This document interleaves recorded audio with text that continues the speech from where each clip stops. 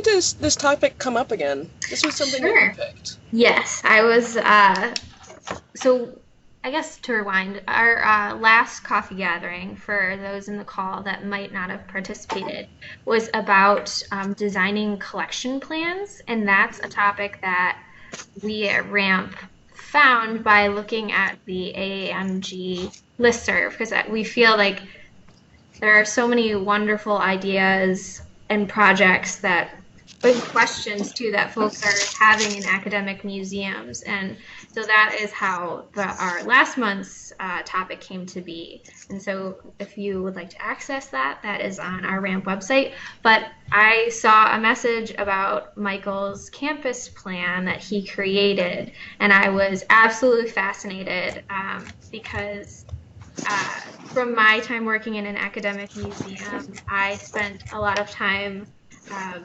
recovering artwork that had left the gallery through a similar campus loan plan program, I guess you'd say. So I was really interested in how Michael kept this plan very manageable, and it seems from our conversation the other day, we had a little planning session, it seems like Michael has integrated a lot of really creative solutions to getting the permanent collection out and in campus spaces at Austin Peay State University. So I'm very excited to hear more about what Michael will present today. So I hope that gives some context to a couple of folks that are in the call. Yeah, thank you. I guess we might as well get started. It's about 2:06, so I think if people want to filter in, they can. And this is being recorded, so you can always come to it later. And for everyone that's joining us, just to let you know, this is part of CAA's RAAMP program, which is Resources for Academic Art Museum Professionals. And it is funded by the Mellon Foundation. My name is Callie Buckley, I'm at CAA, and we also have Olivia Knaus here, who is the program assistant.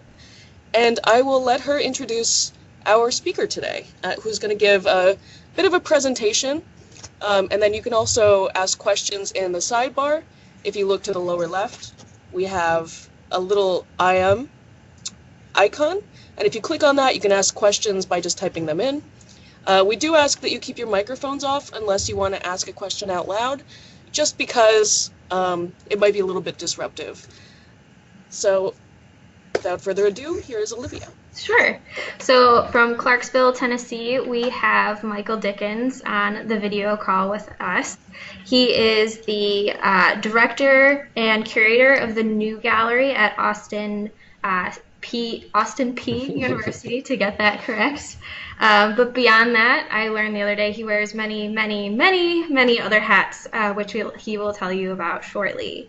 And at the new gallery, he's curated many fantastic exhibitions with contemporary artists like Wendy Redstar, Valerie Estabrook, and Stephen Hayes, just to mention a few. And outside of work, he is an artist himself, and he has exhibited throughout the southeastern U.S. And this is a topic, this artist/curator topic, he will be presenting on at CAA's 2019 annual conference in Chicago. So if you all are headed to CAA's conference, definitely be on the lookout for his session. Just a little bit of a roadmap for today. As Callie mentioned, Michael's going to be presenting, and then we're hoping to kind of enter into a conversational space where if you all have questions, if you all are working on similar programs, we'd love to hear your input. And as Callie said, if you have questions, please feel free to turn on your microphone or chat in the chat box throughout. So Michael, before you launch into the campus plan you created, could you tell us a little bit more about the new gallery that you work at Austin Peay? So the new gallery is our contemporary space. We do about 6 exhibitions a year, 5 being invited artists, curated artists, and then one, we have a student exhibition every year that kind of rounds out the exhibition season. So yeah, that's enough to keep me busy in itself. It's we're fortunate here at Austin Peay to have the Center of Excellence for the Creative Arts, which is if you're unfamiliar with Tennessee academics, which you probably are. Tennessee has 27 centers of excellence, in different fields of study throughout the state at different colleges and universities. Austin Peay houses 2 centers of excellence, the Center of Excellence for Field Biology and the Center of Excellence for the Creative Arts. Center of Excellence for the Creative Arts is the only one devoted to the arts in the state. It funds art and design, music, theater and dance, and creative writing. And it's kind of funded 2/3 state funded, state appropriated funding with 1/3 matched by the housing university. So it provides a great opportunity for me to be able to bring in contemporary artists with the new gallery exhibitions to the students of Austin Peay and to the surrounding Clarksville, Middle Tennessee area. We're located just north of Nashville, so we do get a lot of population, some people that drive up to hear contemporary artists.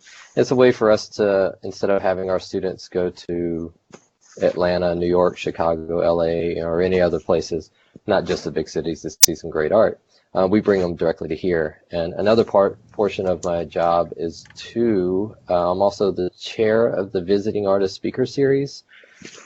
So on top of the 5 curated exhibitions, I also host anywhere from maybe 2 to 4 visiting speakers every semester. So we have anywhere from 6 to 8 visiting speakers. Some of our past years have been Amy Sherrill, Leonardo Drew, Deborah Roberts was just here last week, 2 weeks ago, Rahala Filsufi, Antoine Sargent, Sonia Clark, Joy Scott. I mean, the list goes on. So I'm fortunate to be able to use this center funding to hang out with artists. I get paid to do that. But the reason I'm here today is kind of talk about one of the other hats that seems like it should be a full-time job. It should be a full-time job, but it's just merely a hat in my job description. I'm also in charge of the university's 3,500-piece permanent art collection, which is a hodgepodge of works with seemingly no direction.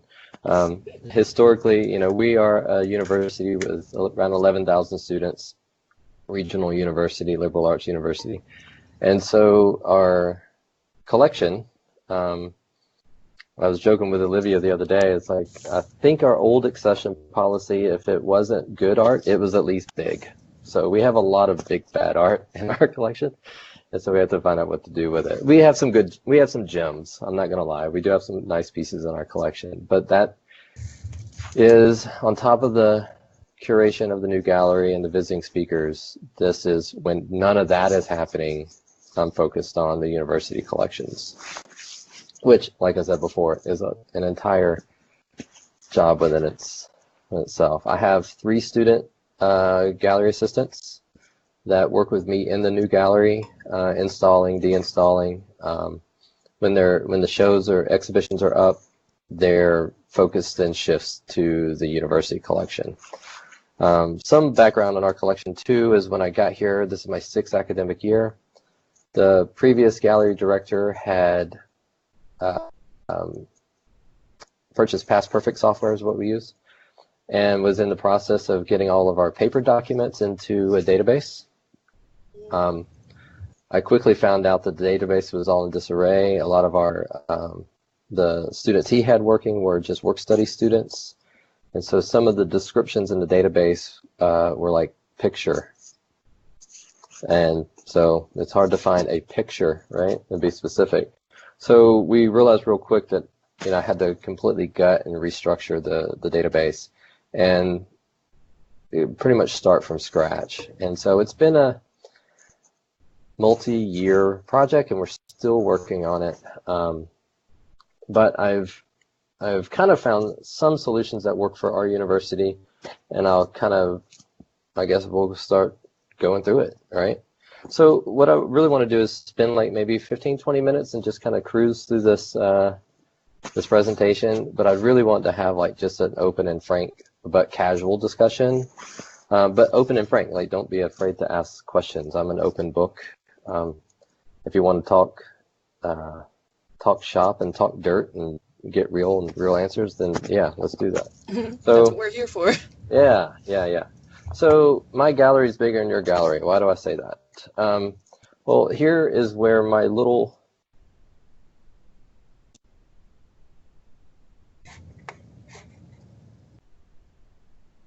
huge by any means, but we're located just on the edge of campus, and this is kind of the larger campus as a whole.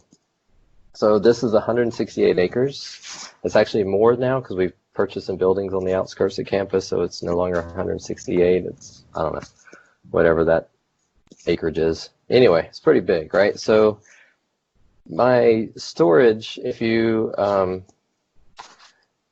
storage for the art collection is in a separate building in a basement, and it's just over 600 square feet of storage space for 3,500 pieces. You'll see some before and after pictures. I threw those in somewhere. That walking around campus, your campus might be like mine, where a lot of the academic buildings just feel like institutional, right? It's an institution, but institutional in the sense that everything is just gray, or the actual paint color at our university is literally called institutional white. So, which is not white at all. It's kind of like this off-white, kind of grayish color. So it's very drab. And walking through those buildings, I'm like, this is a great spot for some of the collection to hang. We had a gallery in a different building that was in a lobby that featured just the permanent collection. Not secure, not climate controlled, a lot of traffic. And since I've been here, we've had 2 pieces disappear. Oh, wow. And then we had foam crest. Like, yeah, we had a couple pieces walk off, and then they would have, other departments would have receptions in that space, and I'd go in the next day and there's drink cups sitting on pedestals and plexiglass cubes and balloons in the ceiling, and just the space wasn't really respected as I felt that a gallery should be. I had a student group that did a quote-unquote photo shoot, fashion photo shoot, and proceeded to move artwork that was in the way of their shot, and while doing that, they ripped a couple canvases.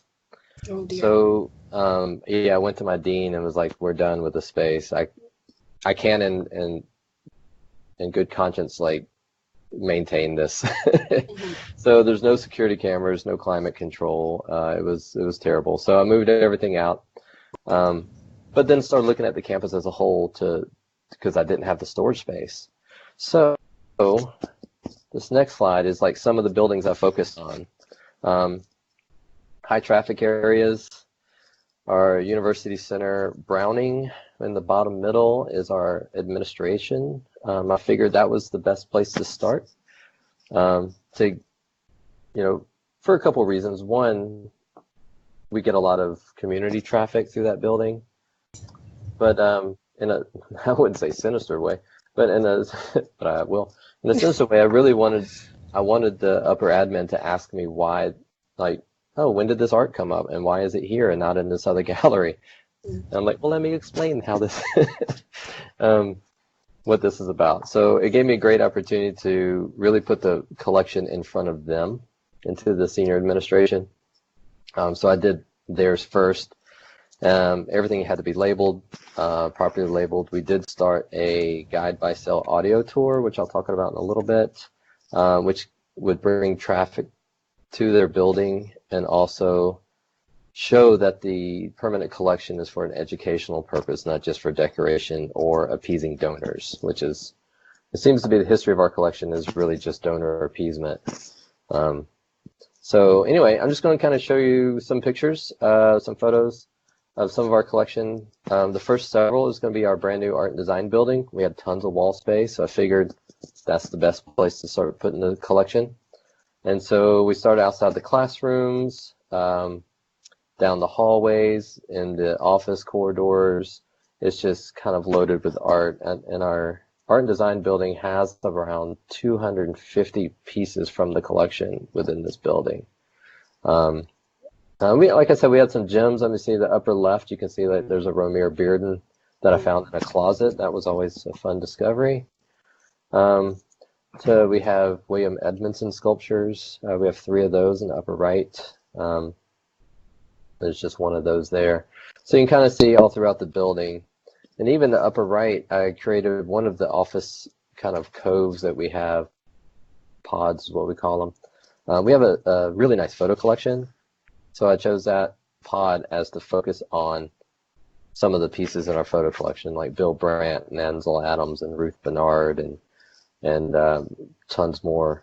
Carl Struss, keeps going on and on. And so that got me looking at other buildings. And so the 2 images on the right is the downstairs of our University Commons, which is outside of our post office, which gets all the student traffic.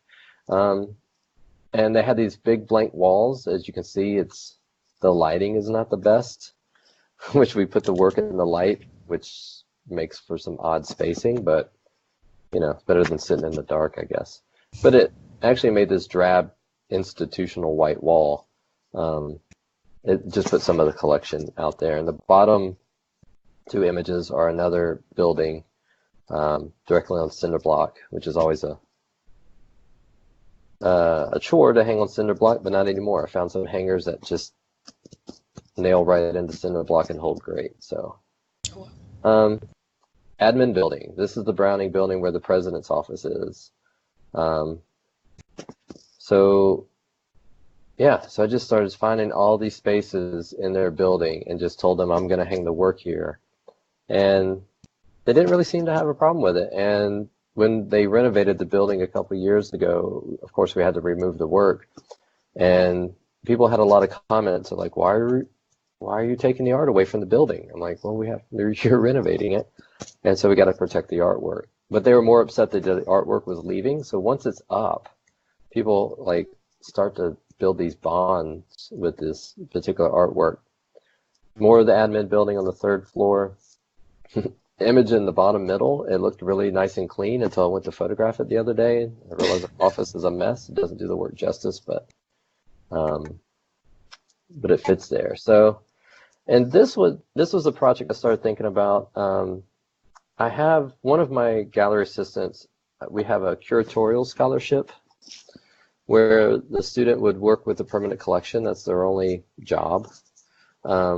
So I use it as the first semester they get used to the database management, research, data entry, how does the whole collection work.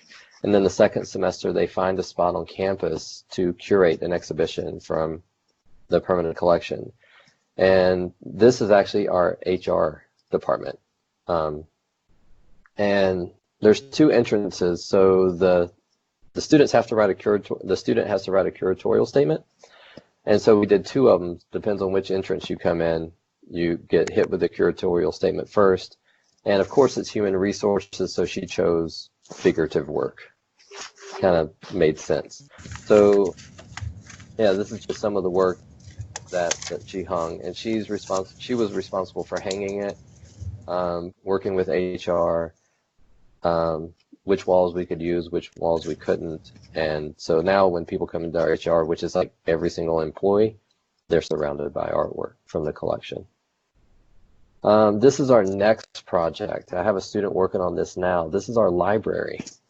So all the traffic of campus. And the second image from the top on the left, you can see we have a Starbucks, which is the most popular spot on campus. Oops, sorry. So yeah, a lot of blank walls. So it's going to provide a lot of space. And this is just the main floor. There's 3 floors to the library. So we're estimating roughly 60 to 80 pieces will be in this space. So yeah. Michael, can I ask you, just while you're on the topic? Sure. Would you mind sharing some of your plans for some of the program assistants that you have? Because that sounds like a really interesting program that I think others might be able to use. Are you talking about for the student assistants? The student assistants, yes. As far as what they do? Well, yeah, just if you have any documents, we can share them along with the PowerPoint if you're willing. I just wanted to bring that up. Oh, yeah. So once we record everything, any documents pertaining to that I think would be really interesting. Absolutely. Like one of my first things I had to do is an accession policy, so I can always include that. Oh yes, wonderful. I'll send that to you, which was, of course, stolen from like 4 different universities and just made it work for us. The accession policy has been key the past few years. I've been able to say no to roughly 10 donations, 10 different donors. The main key for the new accession policy, it has to be original artwork, no posters, no prints, of course. And it has to kind of have some significance as far as what we teach in art and design. We do have a big folk art collection that was donated a few years ago, which is a nice folk art collection, but obviously as a School of Art and Design, we don't teach folk art because then it wouldn't be folk art anymore. But that was a local donor that the school wanted to appease, and they did, and now we have 80-piece folk art collection that we have to take care of. With the thing with our university, our advancement office, is they accept donations and appease the donors, but they don't take in any additional funding to take care of the work. So the university has increased my budget, or increased the budget for the collections $600 since 1995. And they give me just a few $1,000s to run the permanent collection and the entire exhibition programming. So if it wasn't for the Center of Excellence, we wouldn't be able to have the programming that we have.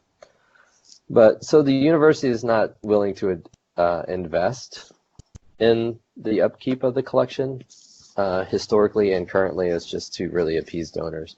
The accession policy has given me some pull as far as some leverage as far as saying no to donors, and just reiterating the fact to the upper administration that we do not have the space. We just can't do it. That's not completely foolproof, because last summer the president did take on 25 large watercolors of local buildings and kind of went around the accession policy and said yes, and so then I had to take care of those. But they're now in her conference room. She gets to look at them. So,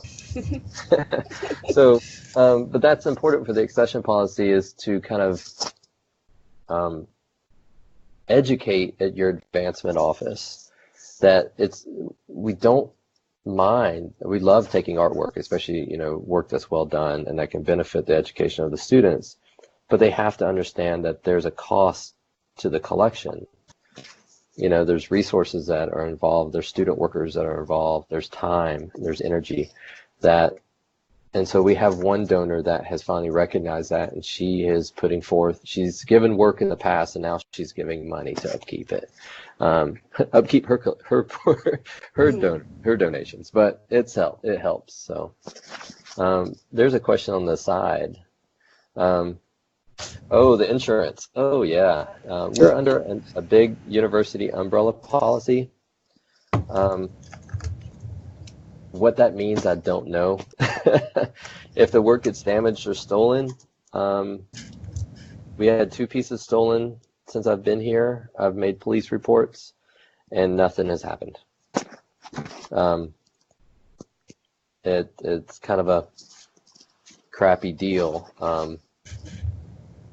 Working on now is getting all this, getting the collection completely documented, and then bringing in an appraiser that will look at the collection. But I can't bring in an appraiser until we get it fully documented and get the database under control and locating all the pieces. Have you attempted to deaccession any of the big bad art? Oh, this summer we deaccessioned 40-something pieces, and it was fun because when they didn't need to be in the collection, they were either prints or, I think we had a poster of a drawing of a cat that had Sears sticker on it. But a lot of our issue this summer, we revamped our storage collection, which you'll see. I'll show you a couple photos. we got rid of a lot of work that was either in acid mats, is too far damaged or destroyed that we just couldn't take care of anymore. Didn't have the resources to take care of them. We do have 3 very large flat files that we took a lot of the works out of the frames that were not in acid-free mats, or if the frames were damaged, and put them in protective sleeves and put them in a flat file. That saved a lot of space, but it's a lot of man hours to do that. And luckily I had a donor gave me some money to hire a student worker for the summer. So oh yeah, I'll talk about that in a second. But yeah, to go back to your where did the works go for the deaccession pieces? The posters and prints went into the dumpster.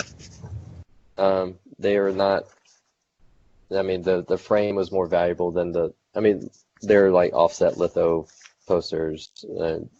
So we weren't throwing away original artwork. The original artwork we kept as best as we could.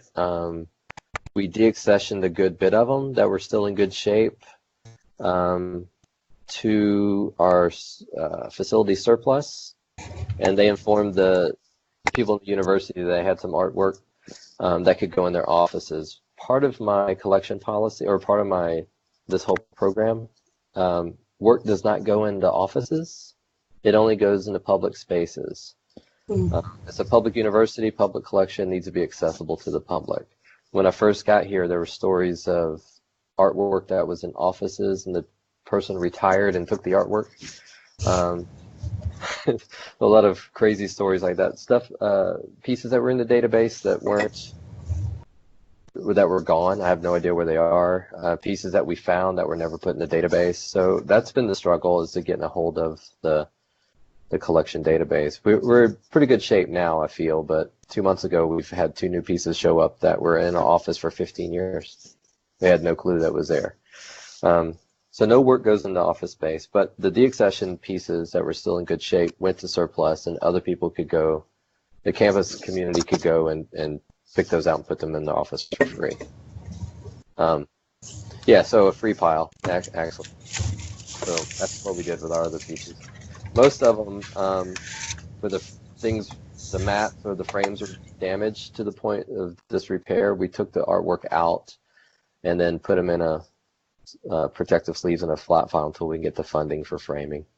They're just going to have to live there, and we're going to be selective about which pieces get framed first. So I do want to talk a little bit about the image that's up now. Part of the program is to get it out on campus was to create this audio tour, the self-guided audio tour. And so if you actually dial that phone number and follow the prompts, you can hear one of our students talk about this Romare Bearden piece. I think for this one, she did like a formal analysis of the piece, but also like a short biography of Romare Bearden, very brief. My goal was to have an interactive, like a walking map of campus, with certain buildings were highlighted with certain pieces that you can go visit.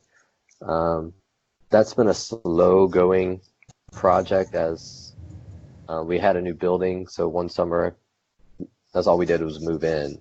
And another summer we moved out. So a lot of the man hours, we haven't had the ability to do that. We're working on that again. And so I'm in the process now of reevaluating the guide by cell tour to see if we want to re-up our contract. I think in theory it works. It's a great idea, but it does take a lot of man hours and a lot of assistance. And you're also dealing with undergraduate students that don't necessarily know exactly how to talk about work yet. So that's another. So a lot of my job is not just doing the gallery or, but it's also or having students work for me. It's I'm also teaching them all the time. So everything from formal analysis writing to patching holes in drywall. So it's all that. The company I use for the Guide by Cell is actually Guide by Cell. It's the name of the company. So I think you can Google them. They also have some new additions, and we've had them for 5 years now, a 5-year contract, and I'm sure the technology has grown exponentially in the past 5 years. So I need to reevaluate and see what they have to offer once we re-up our contract, if we do. But I know they have like a guide by text where you can text the number, and then they have some geocaching based on where you are. They'll give you the information about the artwork, which is really cool. But also operating all that stuff too. Just another hat. Let's see here. What do I have next? Oh, getting the artwork on campus has allowed me to do these other projects. So these are just 4 of the projects I've done in the past 5 years around campus. Like the Chris Taylor sculpture on the upper left, a big PlantBot mural by PlantBots based out of Alabama and Georgia. Stacy Levy on the bottom left did a big environmental project for us. And then in our main building, in the art and design building, Megan Geckler from Los Angeles came in and did a big project that's still there. And 5 years in, all these pieces are still on campus except the Stacy Levy piece. This is the Stacy Levy piece on the bottom left with her, and I'll be frank, with her site visits, and she gave an artist talk and the materials and all the stuff, the artist fee, and it was around a $10,000 project. And 2 weeks after it's installed, it was mowed over by the landscaping crew. And I found out just yesterday, and this is after 2 years of not getting answers, I found out just yesterday that the mowing over was a directive from the senior administration. Someone in the senior administration didn't like it, and they had the grounds crew mow it over. And I, literally just yesterday. So after a year and a half of wondering what happened. So question, hey Claire, hey, how are you? It plans to rotate the works on paper on and off to preserve them. I have many plans to rotate the work that are around campus. The works on paper that aren't framed yet, once I get money out to frame those, I'll put those out. But man, it's a lot of work. Right now we have about 400 or 500 pieces around campus, and just to take down and move with 3 student workers, it's a lot of work. And so usually any rotation of artwork happens in my summer months. In the past 3 summers, I have not really been able to work on the permanent collection like I wanted to. Light damage, not so much that I've seen so far. We've seen more fading of the labels more than anything, because we just use the Label Maker Pro on acid-free mat board for our labels.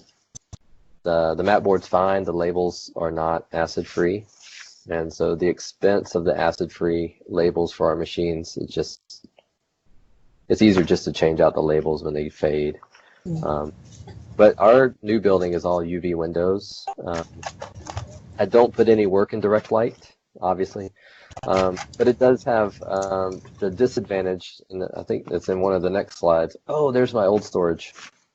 This is a horror show. This is what the storage room used to look like. I can't even look at this anymore, so I'm going to skip on to what it looks like now. That's what it looks like now. So we completely changed out the ceiling tiles, scraped all the paint, painted it white, reorganized, got new shelving, cleaned it. I had some mold issues. We took all the blinds off the windows, and they all have UV protectant, reflective film on it. And now we have pretty steady climate control down there, which is a really nice thing. You can actually breathe down there now and work. And before, if you look on the bottom right, it says gallery workroom. It was in a hallway, a nondescript hallway in the basement, but we decided to rename it, and it's now the University Art Collection Storage and Research. But I think we're going to rename that, take off the vinyl, and just put University Art Collection Research Center, because it's a lot harder for a university to get rid of a research center than it is a closet.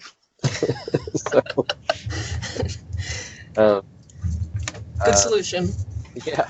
So, I've been around long enough. I know the terminology. We can play the game if we have to. But the question on the text is where the red storage compartments, those were actually made specifically for us. The previous gallery director before me, there was a flood in the building in that space that lost a lot of pieces. and one of his solutions was to have these crafted for us. So a local steelworker welder built them for us. The top half comes off. You can actually wheel them through the door and then put the top half back on once they're in the room. But they move their own casters. We can move them around and access the pieces. And we just put vinyl lettering to label them. So in our database, if it's in art storage bin 3A2, we know exactly where it was, the artwork we're looking for. So that was another thing, to kind of treat it like a library system. Mm-hmm. And if any of the students moved any work, they had to notate it in the database. It's just like losing a book in a library. It's almost impossible to find once you misplace it. So they know not to move any work without going in the database. So they felt my wrath a couple of times. So what else do I have? All right, so this is just the kind of what I think this was part of the email that kind of got this conversation started. The pros of doing this, the visibility, obviously, for the art collection, for the department. The collection is not the department's. The department is the steward. The steward of the collection. You're like, oh, it's art. You take care of it. And that's usually how it happens. The administration advancement takes artwork from a donor. They say, come get it. You have to take, it's yours now. And so historically, that's what's happened. That's changed now with the accession policy and my frequent meetings with advancement. I've made a friend in advancement, so she's looking out for me, which is great, until she leaves and someone else comes in. I got to start over. The education of the faculty and staff student body, we have all the labels. Previous to when I came here, any artwork that was out was never labeled. So now everything has to be labeled with the artist, the medium, the title. Mostly it serves the education for the student assistants. They get hands-on experience of art handling, cataloging database, it's all right there. Curatorial statement, installing, curating, labeling. We're getting now to taking frames apart, taking the work out. Hopefully next year, if I get an internal grant, I'll be able to convert some of my space to teach them how to mat and frame, and we'll start framing stuff in-house. And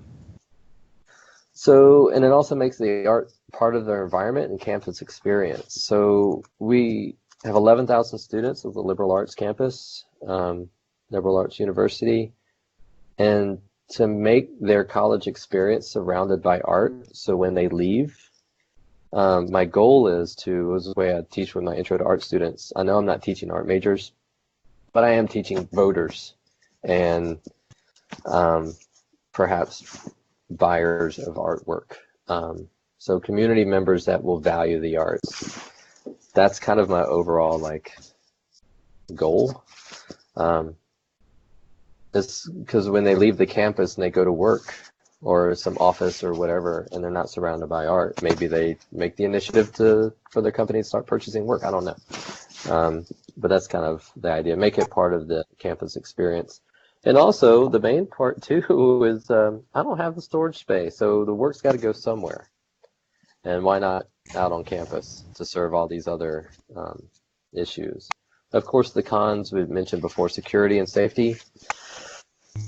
All the works in our art and design building all have security hangers on them, so you can't remove them from the walls. Another reason that we don't rotate the work out as much as we'd like, because it's a lot more patching. It's a lot more, doing that stuff. And a lot of our buildings have cinder blocks, so putting safety hangers on cinder blocks is not as feasible all the time. Environmental concerns, opening, closing of doorways. I don't put them in direct light. But, we have older buildings that they're not necessarily climate controlled for artwork. And then, of course, the movement of artwork, anytime you move artwork, it has the potential of being damaged. So we try not to rotate as much, that's one of the reasons. Not the main reason, that's a lot of work and I'm lazy, but but it's, I have to justify with the other stuff. And I understand the importance of having the artwork on campus, but there are pros and cons, and I'm sure there's a lot more cons than I don't know about, or am discovering. But let's see here. Oh, I think that's it. Yeah, I think that's it. Did I cut out again? Oh, sorry. Actually, can you hear me? This is Callie. I can hear you. Can you hear me? Okay, I can hear you. Okay. Yes, I can also hear as well. All right. Well, there's my contact information. Anyone wants to contact me, feel free at any time. But yeah, is there any questions? I mean, other than just the chat questions, the sidebar?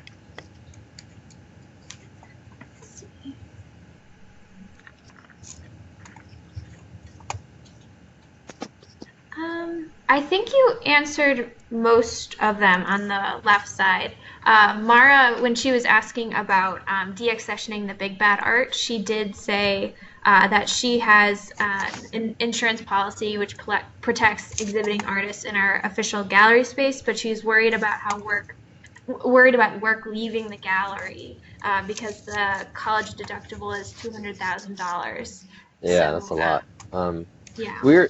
We had a separate insurance policy for our exhibiting artists, but it was all, I found out the university was all self-insured anyway. Mm-hmm. And before I got here, they put all of that underneath the umbrella policy. So our exhibiting artists for the new gallery are covered, and the work doesn't go around campus. It's our permanent collection that goes around campus.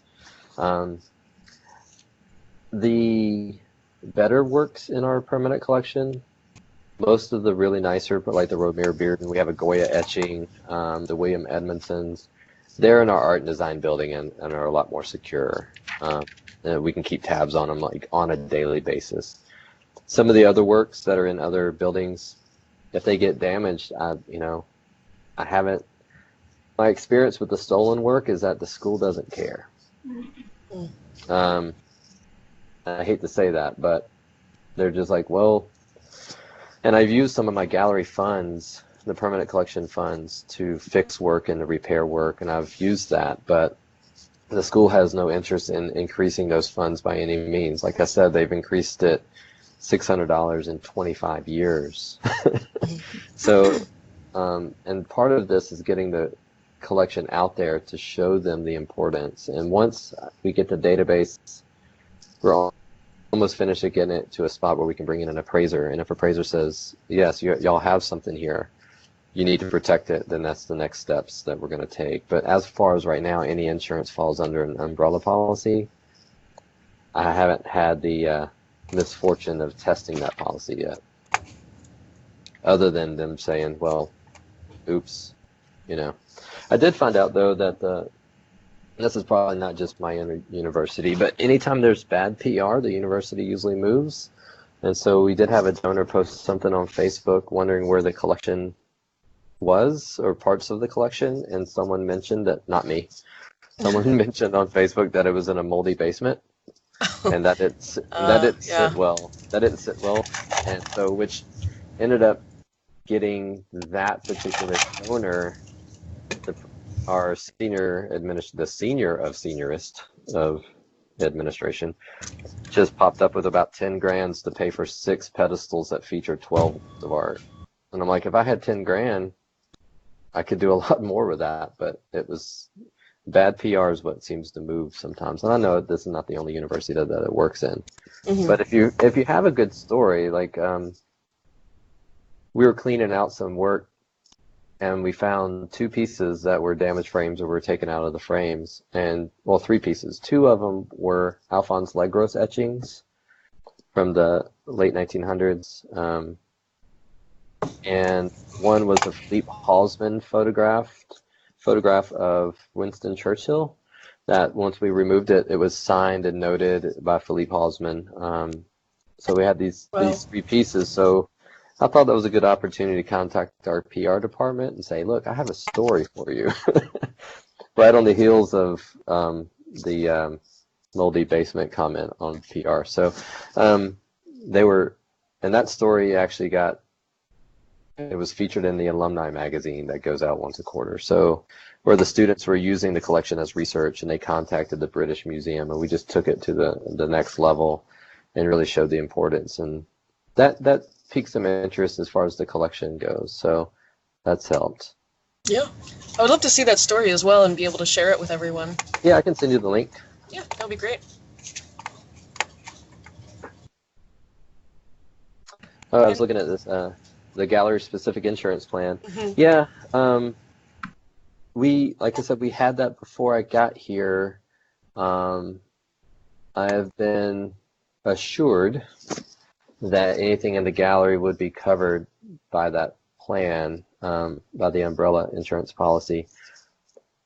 From what I understand, the insurance policy that we had before for the gallery increased the rates exponentially to where it wasn't, the premiums were 60% of the gallery budget. Oh, wow. And so we went underneath the umbrella policy so we can actually work on programming, because we figured the money should go toward educating the students and not towards lining an insurer's pocket. So that's my liberal art bias right there talking. But we are still using Past Perfect. I've kind of been looking at all the threads about other museum databases, and to be frankly honest, it works for us right now. It's not the greatest, but it does work for us, and it's taken us so many years to get to this point.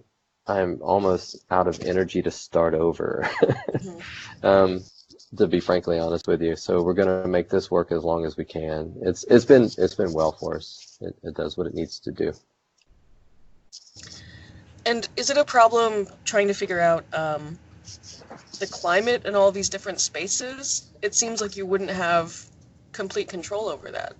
We have no control over the other spaces. The only control we have is where the gallery storage is, the collection Right. storage. We've gotten that to the point where it's a 70-40. I mean, it's like a perfect condition. But yeah, we can't, I can monitor it, but I can't change it. I can tell them it's too humid or it's not humid enough, and our facilities guys, I mean, to be frankly honest, our university runs on a steam system. I don't know why, but our heat and cooling are controlled by steam. Yeah, I know. So, and it could seriously be 60 degrees in our building, and then in the wintertime it's like even colder. I mean, it fluctuates so much that we just don't have the resources to maintain all that stuff. And I know it's not the best for the artwork, but I kind of have to, the balance, you know, I don't have the storage, so I have to get it out there. It's better for the education.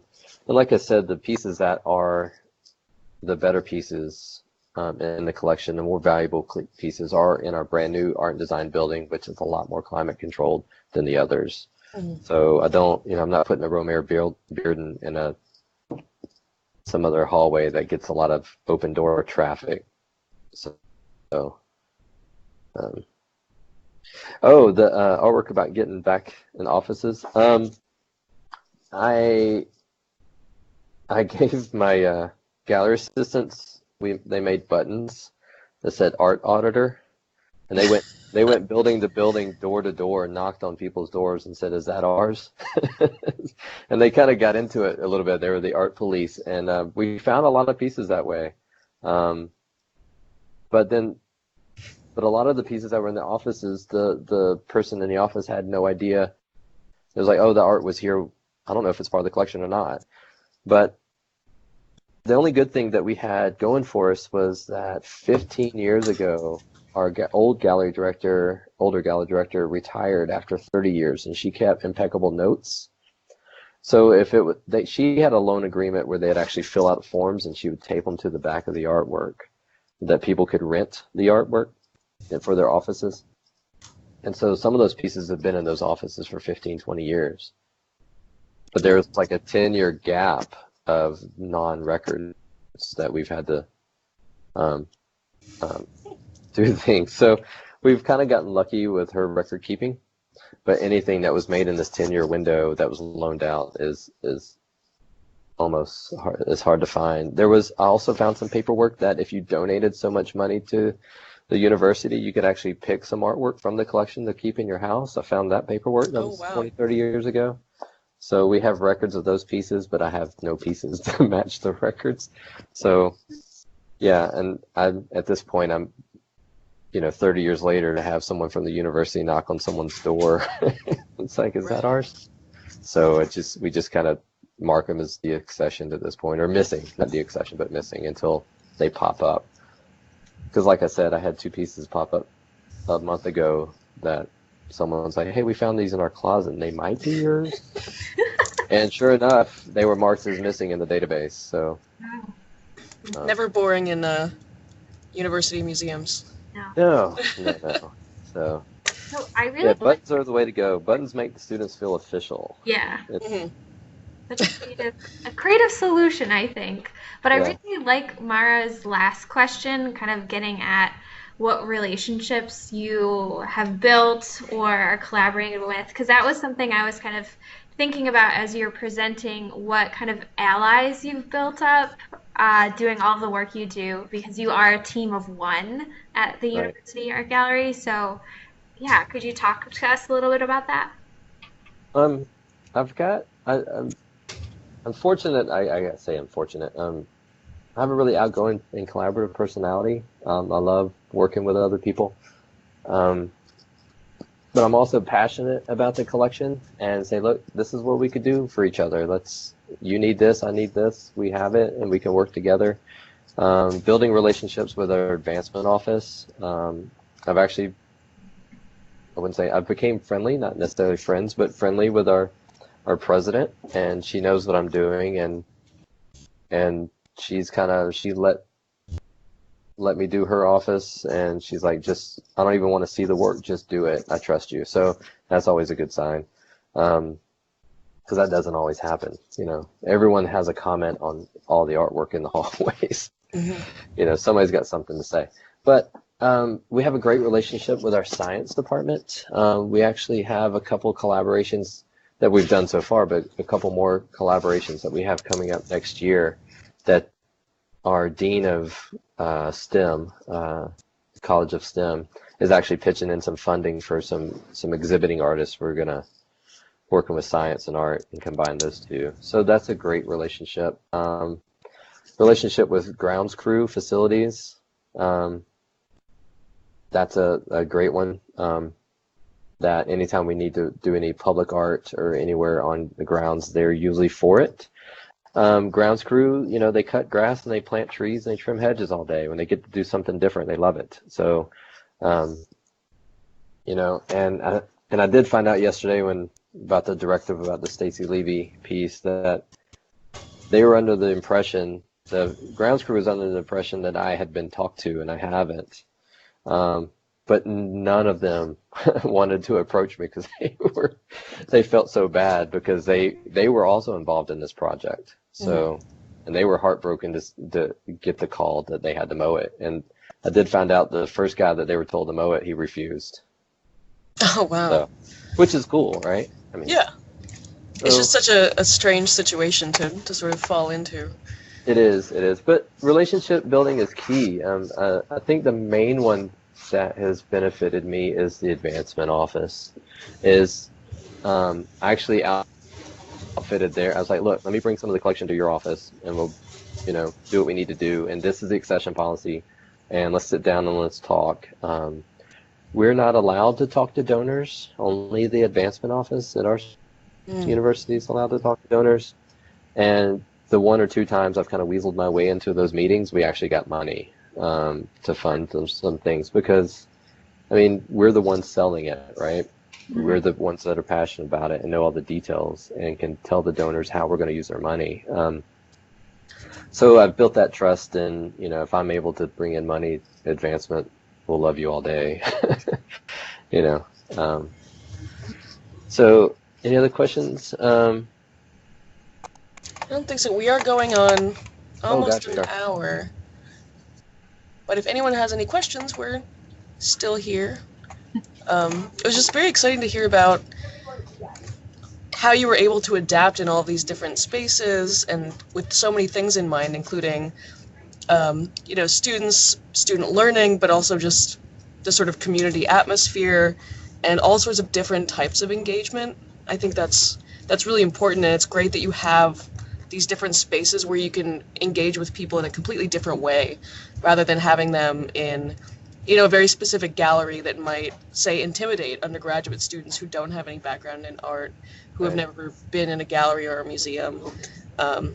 So it's very exciting to see, especially some of these really wonderful contemporary artists just on display all over. Yeah, and that's one advantage of being at a smaller institute. 11,000 is not small by any means, but it's a smaller, mid-size, is that you're big enough to have things, but not big enough to have help. And so I've been granted autonomy over programming, over budget, over how the permanent collection should be. I answer only to a department chair, not to a dean or a provost. So, and you know, no one else wants to do it. So they just, if whatever I want to do, I've been able to do it. So it does come with some of that freedom. But then at the same time, if something goes wrong, it's also on my shoulder. So I try not to make it go wrong as best I can. So I think we've talked to a lot of people in academic museums where, yeah, there are certain issues and balances between freedom and support. And it's simply not everyone understands your needs, which is really why we're trying to have these sorts of discussions within our own community. Mm-hmm. Yeah. I loved learning about the new gallery and all the programs you're working on and kind of all the creative solutions, because I really do feel like there are people out there in the same kind of positions in different universities facing the same challenges. And I was really excited about your presentation, because I really do think that the best way to solve problems is like in the field and with colleagues. And so I hope that participants out there have enjoyed this and have like some renewed energy to go up against administration and do programs like this. So thank you, Michael, for presenting today. This is really enjoyable for me, and hopefully for everyone else.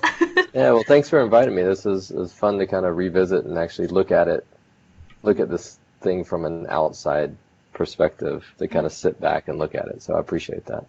I think there's. And thanks for everyone who showed up. Oh yeah, I was gonna say I think there was one more question, but I think they are done. They're not typing anymore. But all right. Thank you so much. But you can always email me or call me. I'm always up for it. So. Oh, she just said thank you. Oh, thanks, Amy. But thank you so much again. Yeah, thank you. Okay. So I will post any resources that we mentioned today in the coffee gathering, and the video resource recording of this conversation will also be posted the next couple days if you want to share with colleagues or anything like that. Yeah. Great. Wonderful. Well, I hope everyone has a good afternoon. All right, you too. Thank you. Bye now.